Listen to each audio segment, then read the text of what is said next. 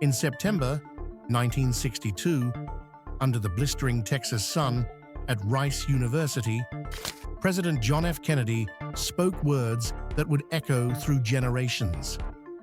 "We choose to go to the moon, not because they are easy, but because they are hard." That single line didn't just mark the beginning of the space race. It became the symbol of America's spirit, a refusal to accept limits, and the courage to chase the impossible. More than 6 decades later, the name John F. Kennedy is once again engraved on a vessel that embodies that same audacity.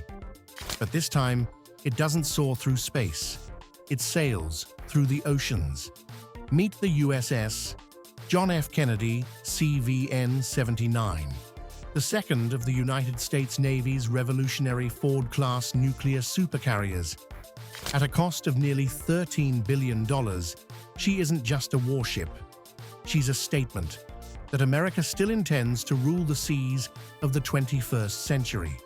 But beyond her vast size and cutting-edge systems lies a deeper question. Could the Kennedy be the first aircraft carrier capable of launching the 6th-generation fighter jet, the most advanced combat aircraft ever conceived? The legacy of the carrier. For over 100 years, the aircraft carrier has defined naval warfare. The moment Japan launched the Hosho in 1922, the era of battleships began to fade. World War II confirmed the shift. When 4 Japanese carriers sank at Midway, the ocean's balance of power turned permanently toward aviation at sea. From that day, America's carriers became floating symbols of deterrence and dominance. During the Cold War, they stood ready in every crisis: Vietnam, Korea, the Persian Gulf.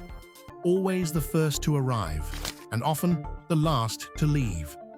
Whenever conflict threatened, one question echoed in Pentagon halls and foreign capitals alike: where is the nearest U.S. carrier? Their dominance, however, came from one thing above all: adaptation. Each new class of carrier was designed around the aircraft it launched.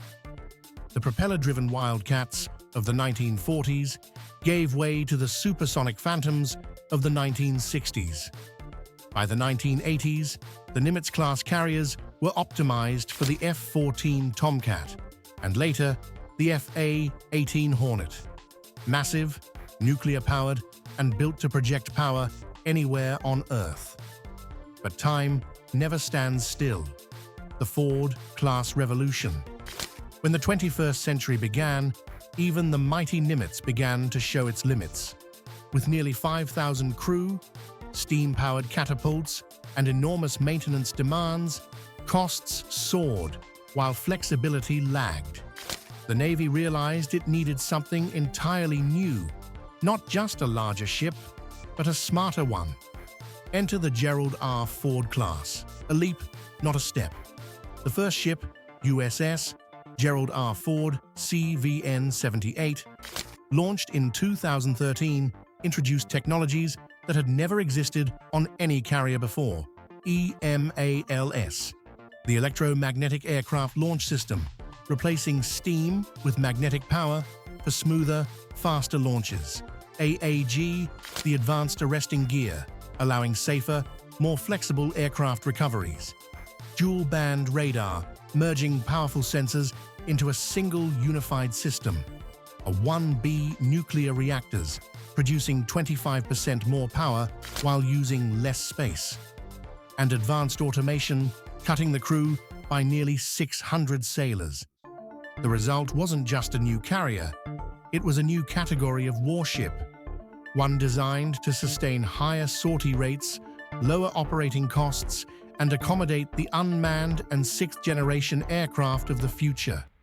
The Kennedy, precision over size.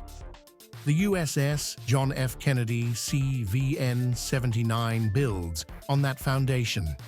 Similar in dimensions to the Ford, about 1,100 feet long, 100,000 tons full load, the Kennedy's true innovation lies not in its size, but in how every inch of it has been optimized for efficiency and combat rhythm. Its flight deck is a symphony of motion, aircraft launched and recovered in seamless cycles.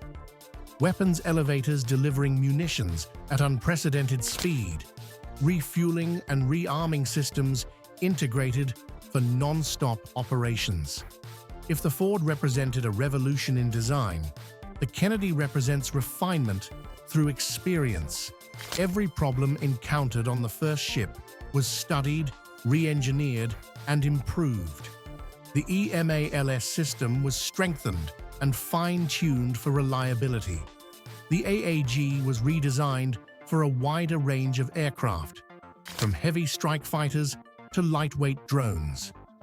The troublesome advanced weapons elevators were rebuilt with stronger frames and new software integration, ensuring all 11 function at full speed. And instead of the costly dual-band radar, the Kennedy introduces the Enterprise Air Surveillance Radar, EASR, modular, scalable, and far easier to maintain, yet still powerful enough to track hundreds of targets across land, air, and sea. Together, these refinements make the Kennedy not only more capable, but more sustainable, an essential trait in modern warfare, where readiness matters more than raw mass. Power at the core. At the heart of the USS John F. Kennedy are twin A-1B nuclear reactors, nearly 700 megawatts of power, driving her beyond 30 knots and fueling the technologies of tomorrow.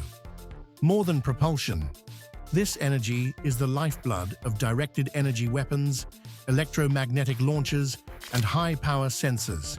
Clean, enduring, and efficient, the Kennedy's reactors will run for 25 years without refueling, making her a warship built for a century defined by electricity. The air wing of the future Kennedy's strength lies in her air wing, about 90 aircraft, led by the F-35C, Lightning II, Super Hornet, Growler, and E-2D Hawkeye. Supporting them are Seahawks, Ospreys, and the revolutionary MQ-25 Stingray, extending her strike range deep into contested skies.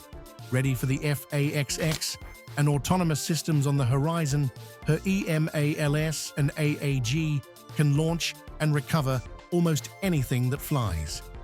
Defending the Titan from evolved Sea Sparrow and Ram missiles to Phalanx CIWS guns, Kennedy is ringed with layered defenses and soon lasers. Her immense power reserves make directed energy protection a reality, turning her into a fortress that can evolve with the threats of the future. Sailing into the new era. In a world of hypersonics, drone swarms, and data-driven warfare, the Kennedy is not just a ship. She's the nerve center of a vast, intelligent fleet, a symbol of distributed power and technological mastery. She stands ready to command the seas in an age of uncertainty. The meaning of the Kennedy. When she joins the fleet, the John F. Kennedy will carry more than aircraft. She'll carry a legacy.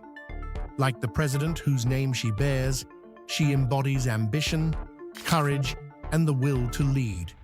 Because America still chooses to do the hard things and to lead where others follow.